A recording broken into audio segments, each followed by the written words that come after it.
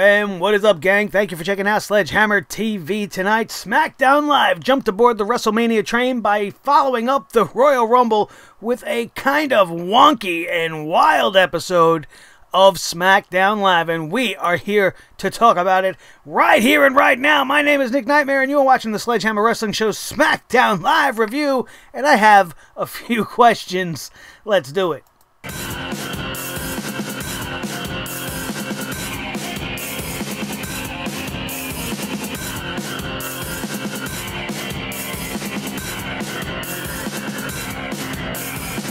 Sledgehammer Wrestling Show.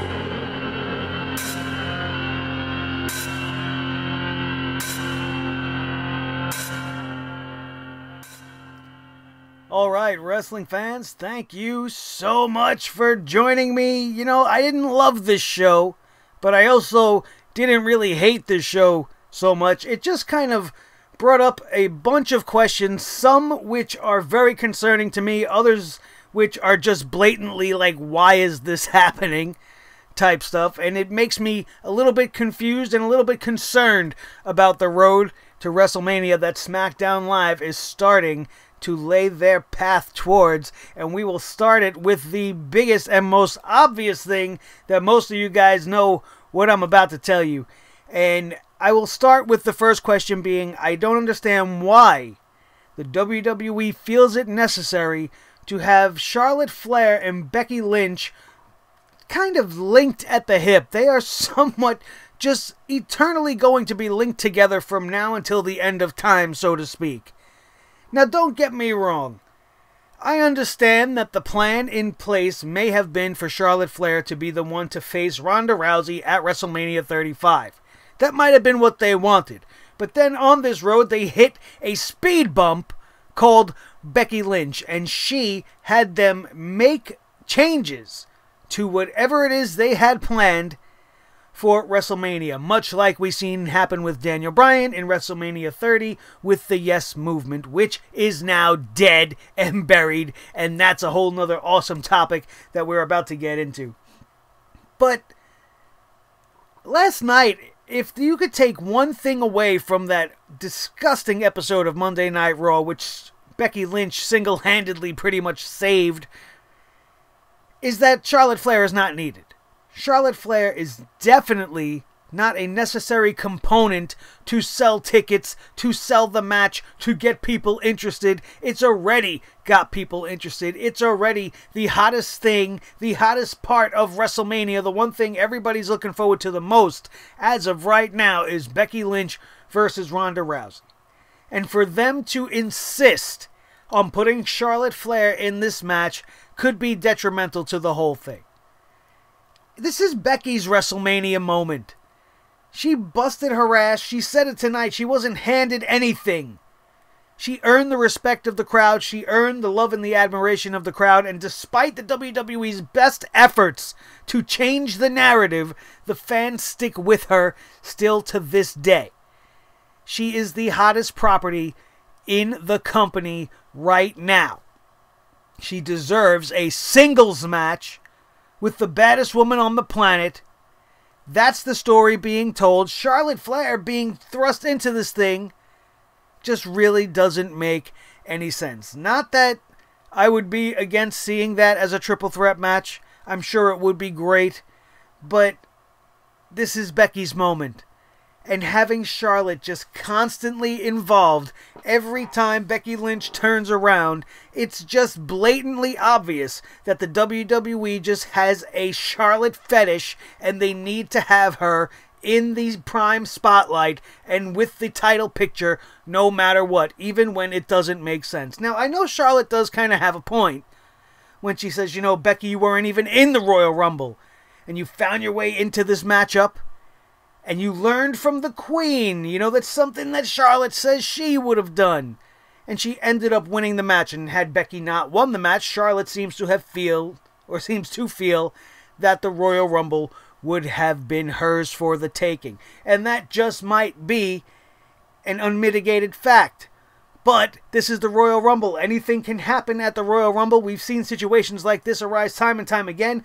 The referee's decision is final. The record books state Becky Lynch won the Women's Royal Rumble, and she should have a one-on-one shot with the champion as per the rules of winning the Royal Rumble. Now, that's just my little thing about that. They could give Charlotte her own championship match. She could have a WrestleMania rematch with Asuka on the same card as Becky Lynch and Ronda Rousey. Two tremendous singles matchups featuring 4 of the top women's wrestlers in the whole entire world. Well, 3 of the top women's wrestlers in the whole entire world, and the baddest woman on the planet, Ronda Rousey. She's not one of the top women's wrestlers in the world. She's one of the best fighters in the world, absolutely. She's not one of the best wrestlers in the world. Not yet. Not yet. And Ronda isn't going anywhere, so everybody calm down with all that shit. Another question that I have on this night is, why the hell did we turn Rusev? Why we gave R-Truth the United States Championship? That's another section of this thing. But why did they turn Rusev heel? Much like they did last night to Elias, just seemingly out of nowhere. Rusev, again, drawing a parallel to Elias, one of the most popular superstars on the roster. SmackDown Live is almost a roster full of heels. They did not need another heel. Everybody enjoyed cheering for Rusev. They are still trying to get rid of Rusev Day. At least that's what it appears. But it really makes no sense. He's been this happy-go-lucky, I love life Rusev. And now Lana hurts her leg. She gets taken out of the Royal Rumble by Becky Lynch, and Rusev is mad at the world. He lost his United States Championship, and now he's just going to be a bad guy again. No rhyme or reason behind it, no explanation, no anything by the WWE to try to help us understand what is happening. And now you have a loose friendship or a loose partnership between Rusev and Shinsuke, the two guys that were just going at it for the United States Championship. If Rusev should be mad at anybody, she should be mad at Shinsuke. It's making me so mad I can't even say it. It doesn't make any sense. On the flip side, we've seen R-Truth defeat in one night Shinsuke Nakamura and Rusev. Now, he might have backdoored his way into both of these wins. The Shinsuke Nakamura pin was very suspect. And it was probably the closest 3 count in the history of professional wrestling. But the referee awarded the match and gave the decision to R-Truth, who became our new United States champion. Now, I'm one of the biggest proponents of R-Truth probably left in the world. You guys that watch me, you know I'm a big R-Truth guy, and I am so proud and so happy that R-Truth has been given a championship belt. I have been one of the guys on this platform telling you, R-Truth is a guy that is a big-time talent. He can go in the ring. For his age, you would never be able to tell how old this man actually is when you watch him move in the ring, and he is deserving of one good final push. If he's looking to wind it down, he's worthy of this moment. And I liked how it kind of came out of nowhere and kind of surprised us and was controversial in the finish. And then you had Rusev come out and do his thing, and I automatically somewhat assumed Rusev was going to get the championship back. Now, while I am glad that they did not go down that route, R-Truth got a victory over Rusev now, and R-Truth remains, by the end of this night, our United States champion, which is great on the other end, but on one end, but on the other end, what is happening? What is happening? Why did you have Shinsuke Nakamura take the title from Rusev if you were going to give it to R-Truth 2 days later on SmackDown Live? Why not make Rusev retain the championship, make his heel turn, and then have everything go down exactly the way it did, only in reverse, and you have R-Truth take the title from Rusev, and then Shinsuke coming out being like, hey, that's my title, and then you do the same thing, and maybe it would have made a little bit more sense, even though, like, I can't shit on it, because I'm very happy that R-Truth has the United States Championship. It wasn't doing jack shit on the shoulders of Shinsuke Nakamura, and it wasn't doing jack shit on Rusev.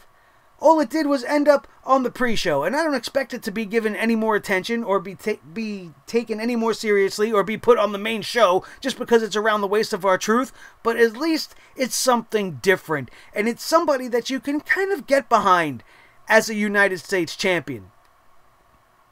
And it's a good and bad situation. It really is. It's a 50-50 because on the one side of the story, it just really doesn't make sense. And I don't know why they're doing this now. But it couldn't have happened to a better guy. And if it was anybody, R-Truth, why not? Why the hell not?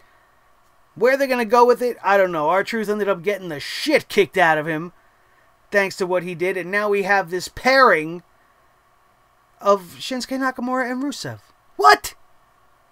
I don't get it.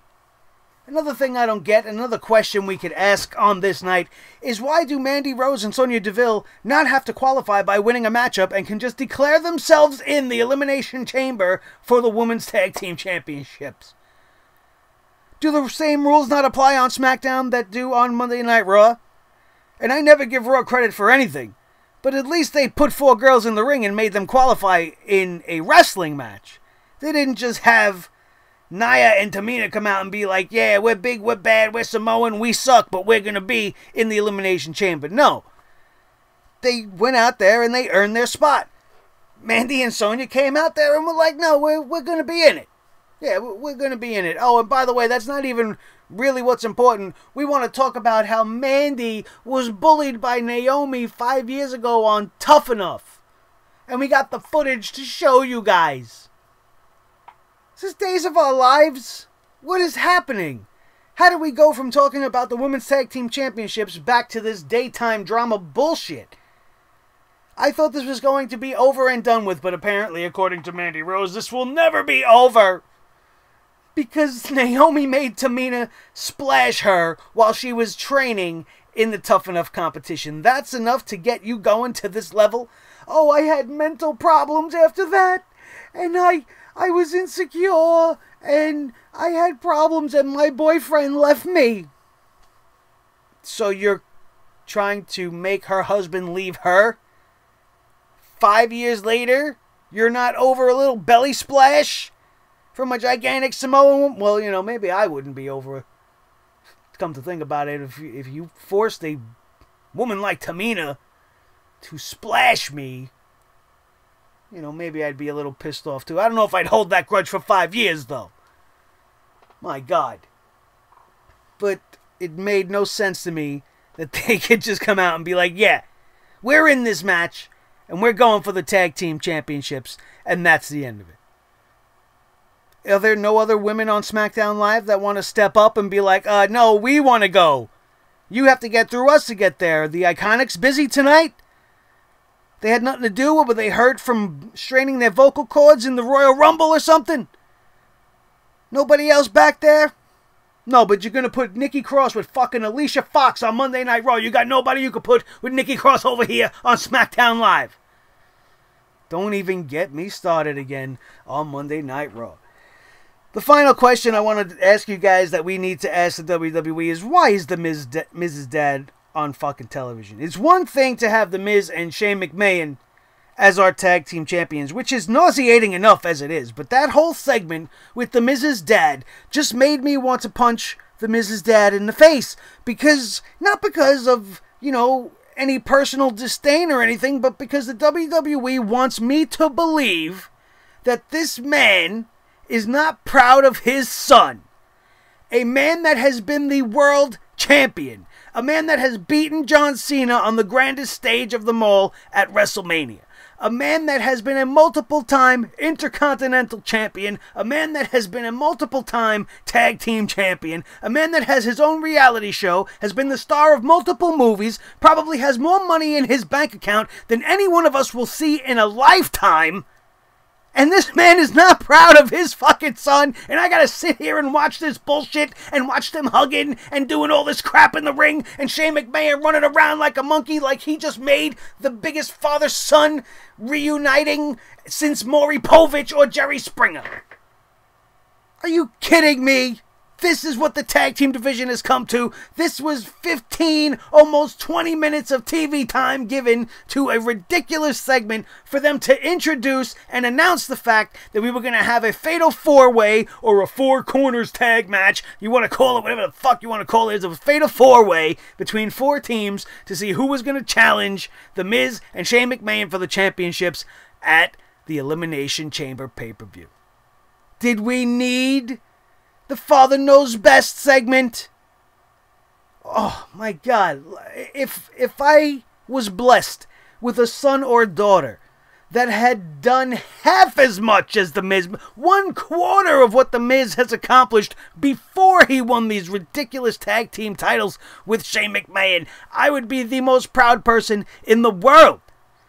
I'm proud of my daughter when she draws a stick figure on a piece of construction paper. You're telling me this man's never been proud of his fucking son in his life until he's won these titles with Shane McMahon. And I gotta watch this celebration on my wrestling show.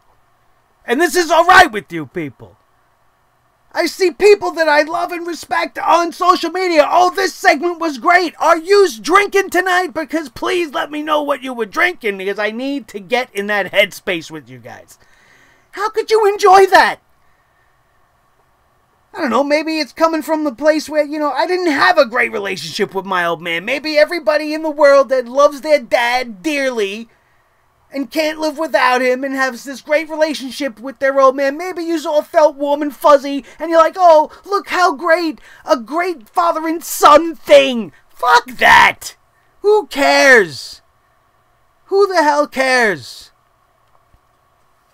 I certainly don't, if I didn't make that clear with that whole little rant that we just went on. I did enjoy a lot of tonight's show, though. I have to give them credit by doing a couple of very interesting things. Becky Lynch on the microphone is a hot stick of dynamite. She went right after Ronda Rousey, taking shots at her, putting herself right on blast, telling the world, the Royal Rumble didn't start out the way I wanted it. We all know she lost to Asuka. But then she goes on to say, but unlike Ronda Rousey, when I lose, I don't crumble. And she had Ronnie's name on her lips throughout the entirety of her promo until the Queen would come out and make me very concerned about the future of the WrestleMania main event. That being said, this was a great segment. Charlotte Flair looked great. She was that very cocky, arrogant, swag-filled Charlotte Flair that I enjoy. Her facials were a little weird. Like, I know she was being sarcastic with her smile, but she could have toned it back just a little bit because she kind of looked a little psycho.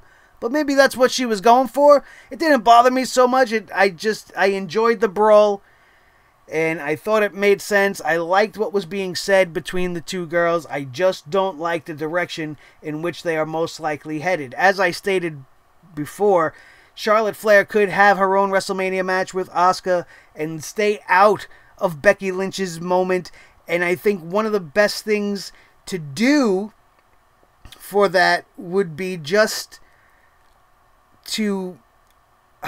I just completely lost my train of thought. Oh, here we go. I have it right here in my notes. I want to see Charlotte and Becky continue with what started tonight, have it culminate at the Elimination Chamber or at Fastlane, and have Becky Lynch solidify her spot as the sole competitor going into Ronda Rousey by beating Charlotte Flair at one of the upcoming pay-per-views before WrestleMania.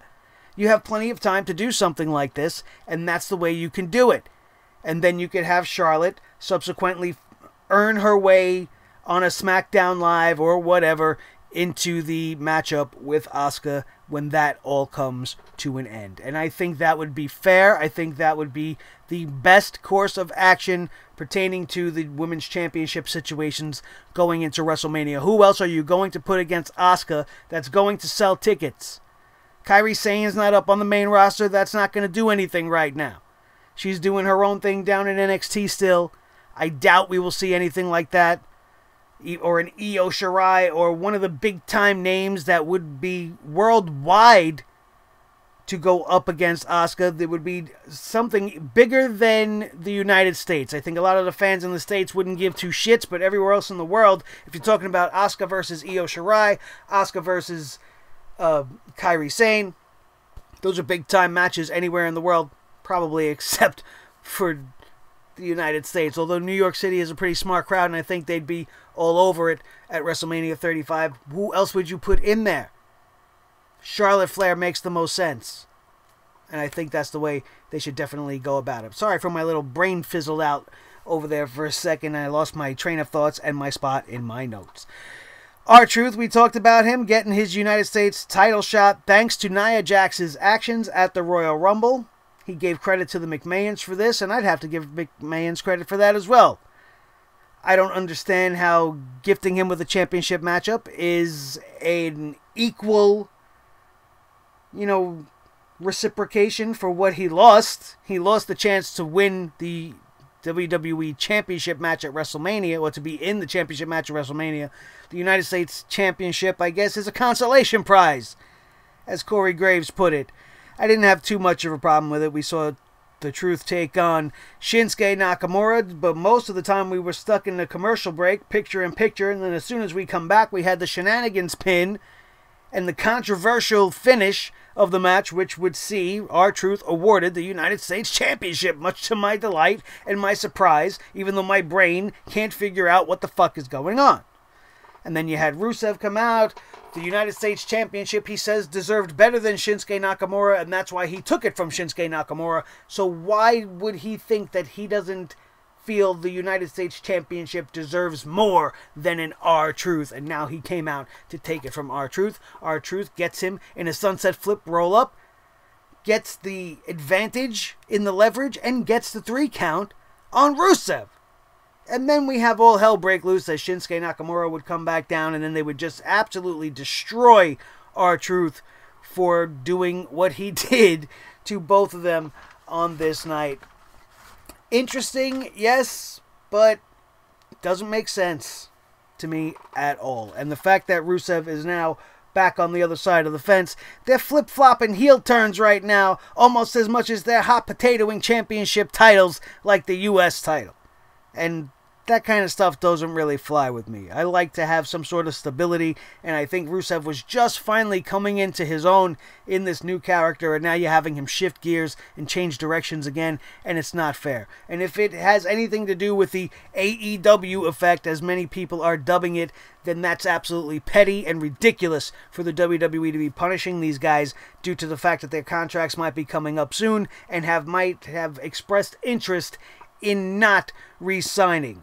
Speaking of which, Dean Ambrose today, it was reported on WWE.com, will not be re-signing with the WWE. When have you ever seen this before?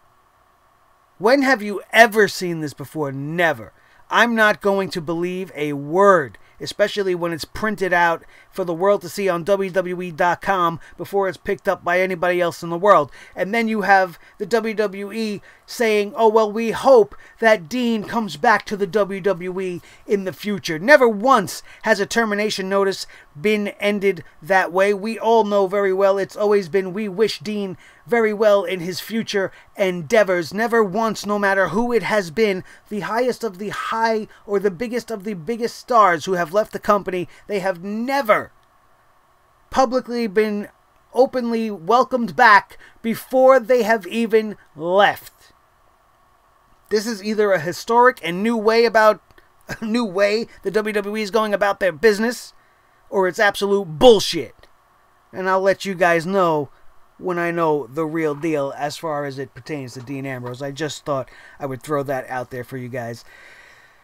We would go to the back, and we would see Becky Lynch leaving the arena. She seemed to be distraught. She is still continuing to sell the leg injury from the Royal Rumble, and she refused to be seen by the doctors. She was refusing medical attention, and she seemed to be very upset as she was driving away from the arena. I certainly hope they are not trying to pull some sort of Becky can't compete bullshit by the time we get to WrestleMania. And one of these things that is concerning me about this SmackDown Live is it just seems like they're doing a little bit too much They're adding a little bit too much. Were they not watching last night when Becky Lynch was in the ring with Ronda Rousey? There was electricity. There was nuclear heat in the air. The crowd was having an out-of-body experience almost in unison.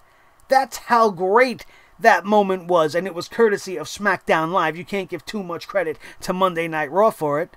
But that was an epic moment. They don't need to add any extra bullshit to this. All they need is for Ronda and Becky to keep talking shit to each other for the next 2 months and then have this WrestleMania match go through the roof of the Meadowlands Arena in New York City. That's my call, man. That's what I would definitely do. I hope that they don't have any more bullshit planned in the way, and it'll be bad enough if they insert Charlotte, which I fully expect them to do. But let's tone it down a little bit. We don't need to add so much extra drama. It's already where it needs to be. You don't need to pour gas on this fire just yet. It's smoking hot, and you don't have to do too much. So let's rein it in a little bit, guys. Rey Mysterio was scheduled to face Samoa Joe, but that would not go down because Zelina Vega would come out, not dressed up as Street Fighter from Vega, as she did at the Royal Rumble, but dressed in some sort of a picket fence. It was a very strange outfit, but she was accusing Rey Mysterio of only winning his matchup because he had Zelina Vega barred from ringside. She said that was disrespectful. She's so distracting to him that he can't focus on his opponent in the ring when she's out there, which I could understand. But this was nothing more than a distraction, as Andrade Cien Almas would hit the ring and take out the littlest big man in pro wrestling. It had a little bit of a back and forth as Andrade's attack with the Three Amigos, Eddie Guerrero's triple suplex combination, was done as an insult to Rey Mysterio. Rey Mysterio would come back for a quick second, have Andrade set up perfectly in the position for a 619, only to have it blocked by Andrade, and then would end up the recipient of an Cien Almas hammerlock DDT as he would shimmy and shake his shoulders like Eddie Guerrero over the fallen body of Rey Mysterio, and I was happy to see that this program is going to continue to evolve. Rey Mysterio versus Andrade at WrestleMania will be a sight to see, and I hope that's what they are trying to do, and I definitely appreciated this segment tonight. We had the Good Brothers come out from catering. They showed up out of nowhere. I guess they weren't interested in being part of this Fatal 4-Way match, but they definitely had something to say to Rusev. Apparently, the Good Brothers are good brothers with R-Truth. At least that's what this would make you believe, would it not? Because Gallows and Anderson would confront Rusev in the back, talking about, hey, man, what you did to R-Truth was not cool. He just beat you guys both back to back, and you beat him down for it? What's up with that? Well, first of all, that's exactly something that the Bullet Club would have done a couple of years ago when you guys were part of it, so it's kind of silly for them to be standing up for R-Truth, if you think about it. Weren't they being bullies on Monday Night Raw as well, picking on everybody? Now all of a sudden, oh, they're going to start feeling bad for people. Why? Because their bellies are full from eating enough of the New Day's pancakes in the back? What the hell do they give two shits about R-Truth? And why are they standing up for his rights? Come on, man. It's fucking stupid. And at the end of this thing, we have Gallows and Anderson challenging Rusev and Shinsuke Nakamura for a match. For no reason. For the honor of the truth. This is what you came out of catering for? Rusev said it himself. He told them straight out, why don't you guys mind your business and go back to catering? Not some bad advice. I don't know why they even took time away from doing that, because this was stupid. And what is this going to get them? Another L on their record when they lose to Shinsuke and Rusev? Or is something going to now happen between them? Which would make no sense, since they're both now the same alignment. They're both going to be heels, and now they're going to be on a team. And Rusev's already made a warning to Shinsuke. Don't screw me over. I'll team with you this one time, and you better not screw me. What do you think's going to happen? Either Shinsuke's going to screw him, or they're going to beat the Good Brothers. Either way, nothing is making sense when it comes to that situation. The Miz and Shane celebration, I swear to God, I wanted to put my head right into my concrete floor. If I had a real, actual sledgehammer made of steel, I just might have used it on my television set and regretted it much later on. And I could blame nobody but the McMahons and the creative staff of the WWE that came up with this segment and thought this was a good fucking idea. The fact that you made this segment and you made the Miz and Shane McMahon's whole entire storyline more about the respect of his dad and less about being tag team champions makes this whole thing even more nauseating than it actually already is to me, and I couldn't take it. The video package? What were we watching, a romance video? Seeing how they got together, watching all the stupid footage from the Crown Jewel event at the World Cup stupidity show. Gag me, will you please? This was almost as bad as the Billy and Chuck shit from back in the day. Holy cow. And then you bring out Mr. Miz. George, or whatever the fuck his name is. And I mean no disrespect to the man, but what the WWE wants you to believe is just truly unbelievable. It's unfathomable. And it's not funny. To me, it's not funny. It's wasting time.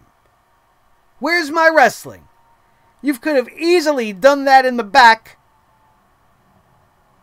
in a quick 5-minute segment. Oh, hey, Miz, I brought your dad. He's fucking proud of you, even though you've accomplished way bigger things than this in your life. He's finally proud of you now. And then go and give that tag team match another 10 minutes. Since you want to debut Heavy Machinery in an unwarranted spot, what gives them the right to have a chance for the SmackDown Live Tag Team Championships? They haven't even had a match yet. But where's Sanity? Sanity's in the back in catering with Gallows and Anderson. And Heavy Machinery, who look like they've been in catering a little too much, are out there having their first match and having an opportunity to win the championships. Now, that being said, I was pulling for Heavy Machinery to be the winner of this matchup, because what did we have? The New Day, of course. We had the Usos, of course. And the former champions, The Bar, of course. And who was going to be the fourth team, I thought to myself, before I seen that it was going to be Heavy Machinery? I thought maybe Gallows and Anderson. Maybe Sanity shows face tonight. Maybe the fucking Colognes decide to stop selling timeshares and get off the island of Puerto Rico and come to work tonight and do a little action. Maybe do a little something. Or maybe we get a new team. And we did get the new team. And that new team was Heavy Machinery. And unfortunately, Heavy Machinery didn't go very far in this matchup. They did impress on many occasions. The strength of these two guys are absolutely ridiculous. Who doesn't want to see a match between Otis and Big E after what we've seen tonight in that tag team matchup? Holy shit, man. Those two pieces of meat will definitely burn the house down or break the ring or something, because that was a little bit of a special moment. I'm surprised that kind of a moment didn't go down in the Royal Rumble. It would have been really cool to see. But we got it tonight, and I like that. I like that pairing, and I think that could be a very good singles matchup in the future. But that would require one of them to be bad, I guess. And who would do that? I don't know. I don't have any faith in them to do anything good anyway. We had, in the order of eliminations, Heavy Machinery would eliminate the New Day first, which was a good elimination for them. Really gave them something to at least say they did in this matchup, since they would not come out victorious, as the Bar would then eliminate Heavy Machinery following that, and leading to the Usos then eliminating the Bar, being the last team standing, and will face the Shane McMahon and Miz co-bestie bullshit team in the world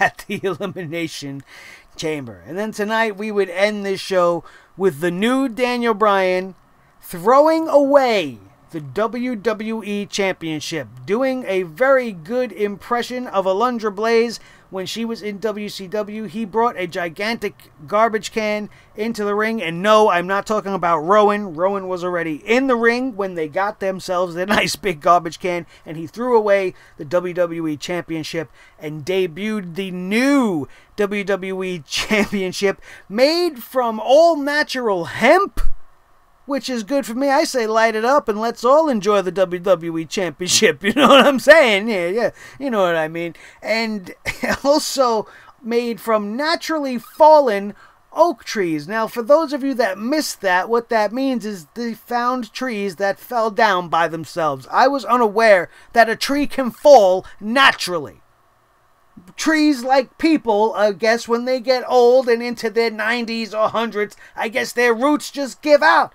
They got no roots anymore. And the trees must just fall down. And they go through the woods and they find these trees that are already fallen. And now nobody's cut them, so they haven't been murdered by humans. So they're naturally fallen oak trees.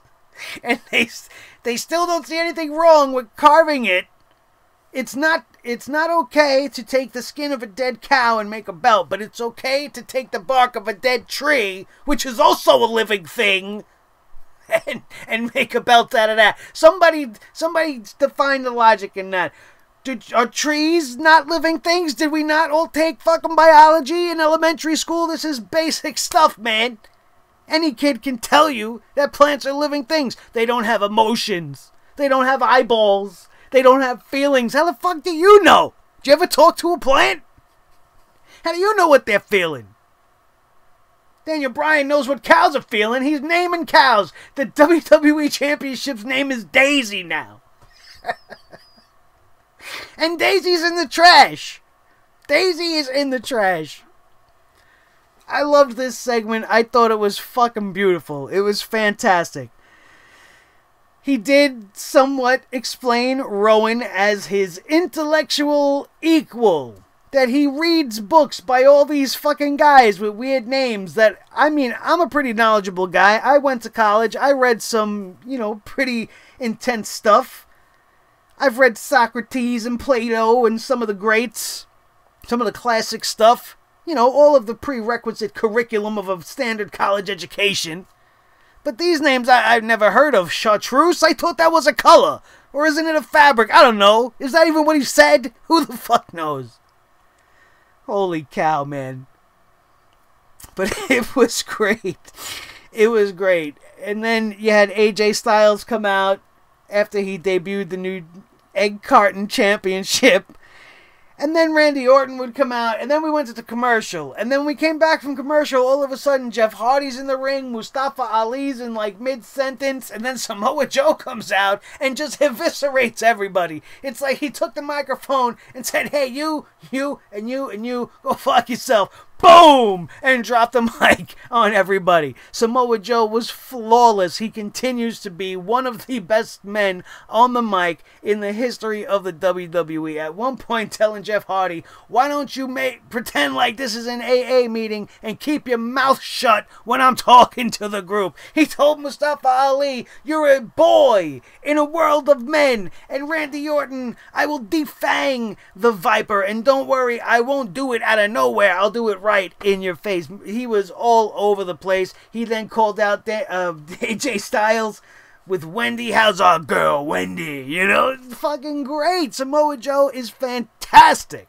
Absolutely fantastic. And everything they've done to him in 2018 and continuing so far in 2019 does the man no justice. He should have already had one solid, long-term championship reign where he was just terrorizing the entirety of SmackDown Live. Brock Lesnar's championship reign would have nothing on Samoa Joe because Brock Lesnar doesn't have even this much the charisma,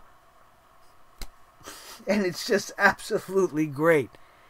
Absolutely great. Samoa Joe is the man.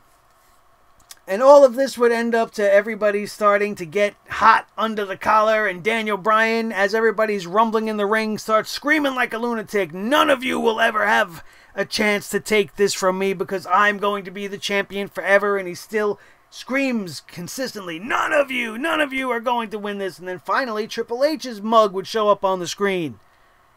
And Big Papa H was like, "Daniel, you know what? You're right. You're not going to face any one of these guys for the WWE Championship. You're going to face all of them at the Elimination Chamber." And I went, womp, womp.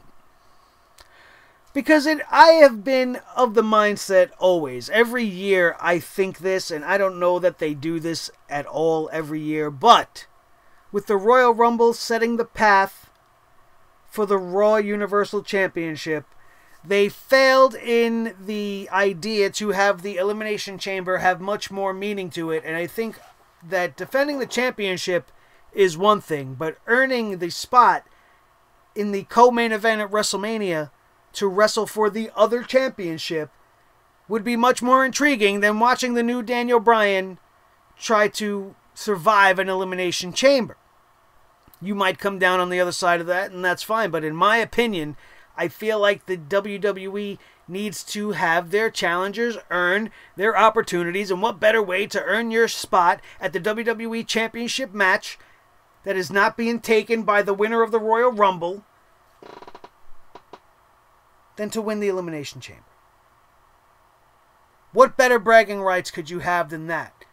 I survived 5 other men. 5 of the best SmackDown Live has to offer, and I came out on top. I'm coming for you, Daniel Bryan.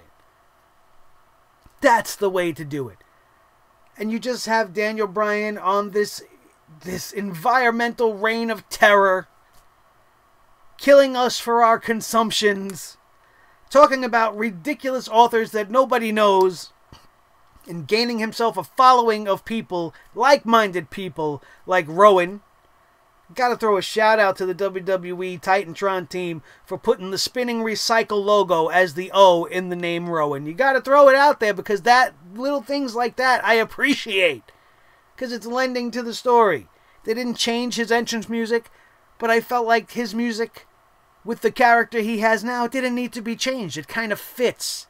It kind of fits even more than it did when he was one of the Wyatt family. So I enjoyed all of it for the most part. I do not agree with them making the Elimination Chamber a championship matchup. It should be the matchup to determine the next challenger for the WWE Championship. But that's just me. You let me know if you think the same way. And that is how SmackDown Live ended tonight, with everybody just all pissed off, beating each other down in the ring. The 5 competitors: AJ Styles, Randy Orton, Jeff Hardy, Mustafa Ali, and Samoa Joe. If I were to make one thing, I would take Jeff Hardy out of this, and I would put Andrade Cien Almas in this match. That's a definite change. And if you wanted to go one step more, I would take Randy Orton out of this match, and I would put Rey Mysterio. Mysterio and Andrade in the chamber would be great to have that rivalry extend in such a manner. And they have been on TV more all year long. They have won, both of them have won and lost more than Jeff Hardy over the last year. Why does Jeff Hardy just automatically get a chance to be in this Elimination Chamber? Why is Randy Orton just automatically gifted this spot? None of them did that fantastic in the Royal Rumble that you can justify that they deserve to be there. Neither of them have really been on TV. And in Jeff Hardy's case, he hasn't been on that much of a winning streak. And when he has won, it hasn't been hasn't been for anything special. So I would have put them in this thing.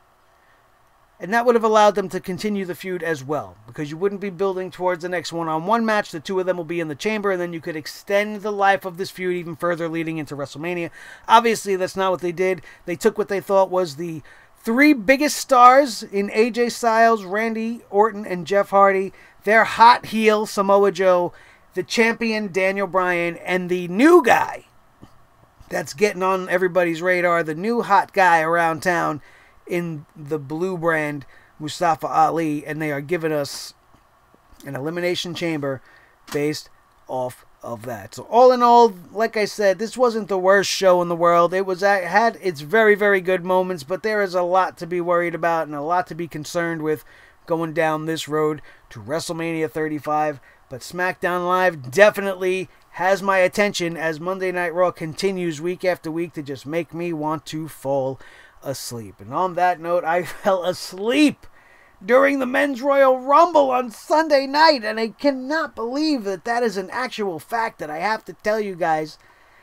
But the only reason I bring it up is if you missed the Royal Rumble review and results show, it is on this channel live right now. Make sure you go and check it out and hear everything I had to say about the most underwhelming Royal Rumble and the most predictable Royal Rumble that I have been privy to watching in quite some time. We also tore the shit out of last night's Monday Night Raw, as we tend to do. The hammer came down hard on the Red Brand because they just make me sick. And if it were not for Becky Lynch and the presence of the SmackDown Live superstar on Monday Night Raw last night, only Seth Rollins gave us any reason to give two shits about Monday night, and that seems to be the case more often than not. So if you missed anything, everything will be linked in the annotations up above and is live on the channel at Sledgehammer TV on YouTube.com right now for your viewing pleasure. Thank you all so much for being here all weekend long. What a fucking weekend it was, you guys.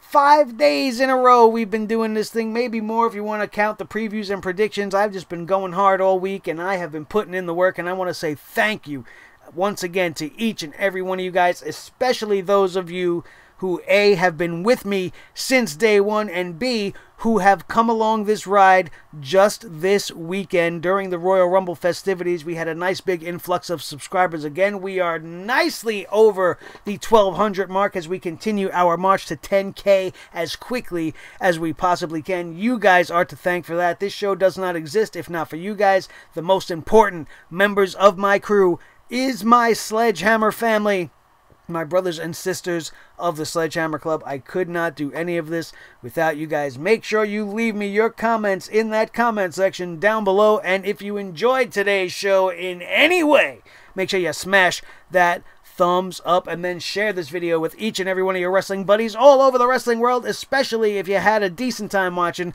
SmackDown Live tonight. And if you have a favorite part of this show, don't be afraid to share this show at that particular start time, because you can get people involved at the halfway point or at your favorite part where I'm doing my ranting and raving, and then that'll make them go back to see what we were talking about in the first place. It is a call to action to each and every one of my sledgeheads. We want to continue to grow and rise as fast as possible, and you are the key, because you got to share this video with everybody you know, because my reach only extends so far, and now I have 1,200 other pairs of hands that can help us reach out and take over the world like we deserve to do. My name, everybody, is Nick Nightmare. This is my team, Thor the Sledgehammer, the official Sledgehammer of the Sledgehammer Wrestling Show and the Wrestling God of Thunder. His tag team partner, the World Heavyweight Champion of all the microphones in all the world, Mr. Blue, the Snowball Microphone. Hey, Blue, do you want an environmentally friendly championship belt? Nah, you see, we're safe. This isn't leather. This isn't leather. I got this off of a cake topper. Alright, it's made out of rubber. So it's environmentally friendly already. So all of you eco-terrorists like Daniel Bryan that want to get on me for my belt, take it easy. It's rubber. It ain't hurting anybody. It's not even hurting old Blue here. That, my friends, is going to do it. And we are out of here. And we will see you next time right here on your new favorite wrestling show, the Sledgehammer Wrestling Show, only on Sledgehammer TV, right here on YouTube.com. Boom!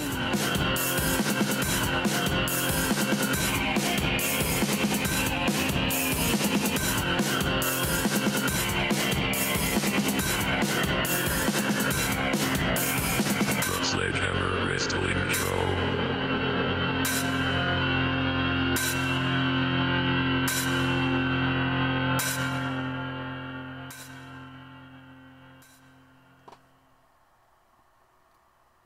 The Sledgehammer Wrestling Show is brought to you by Audible. Audible has over 180,000 titles to choose from, ranging from professional wrestling autobiographies to science fiction to self-help. Whatever you want to listen to, we've got you covered. And just for being a fan of Sledgehammer TV, we have the exclusive link for you to get one free audiobook by signing up for a 30-day free trial at audibletrial.com/sledgehammertv. Go check out the deal right now. Sign up for 30 days. Pick your free book. Listen to it as much or as little as you like, because even if you choose to cancel at the end of the 30 days, you keep that book for your whole entire life. So go pick one free book on us just for being a fan of Sledgehammer TV at audibletrial.com/sledgehammertv right now. That's audibletrial.com/sledgehammertv.